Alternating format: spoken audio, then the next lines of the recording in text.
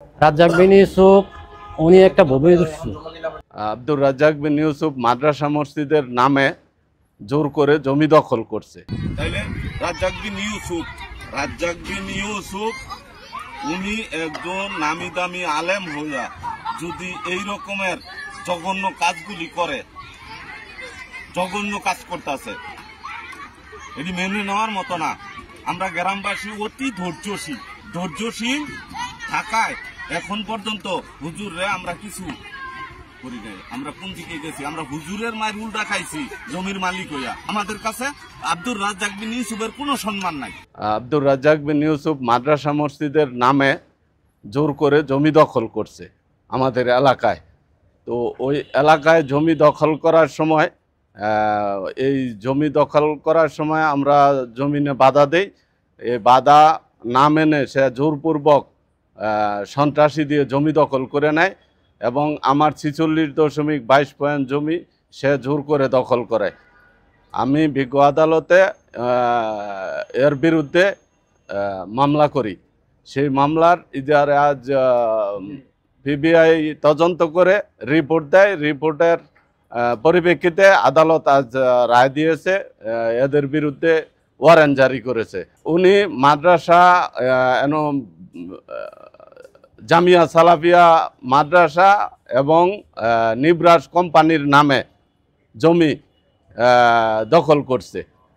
এই জমি দখল করাকে কেন্দ্র করে আমাদের এলাকার মানুষ ইনভলভ হয়ে সন্ত্রাসী কর্মকাণ্ড করে আব্দুর রাজ্জাক বিন ইউসুফ রাতের আধারে জোর করে এই জমি দখল করে নেয়। এই জমি দখল করে নেয়, আমাদের এলাকার অনেকের জমি নিয়েছে এবং এখানে আমার জমি নিয়েছে, আমার আত্মীয় স্বজন আরও অনেকের জমি দখল করেছে। কিন্তু ওরা পর্যায়ক্রমে মামলা করেছে, কিন্তু আমি এই মামলা গত 2024 সালে মামলা করেছি। সেটার তদন্ত রিপোর্ট আসছে। এই রিপোর্টে এসে আব্দুর রাজ্জাক বিন ইউসুফকে এই মামলায় ওয়ারেন্ট দিয়েছে। রাজ্জাক বিন ইউসুফ উনি একটা ভূমিদস্যু। উনি আমাদের এলাকায় আমার জমিনও জোর করে বালু ফেলাই দিছে 46% মতো।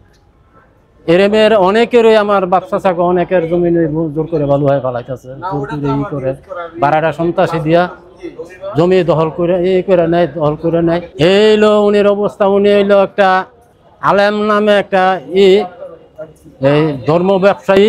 আমরা উনি খুব করে আনছিলাম, যে মনে করছি যে উনি খুব ভালো লোক।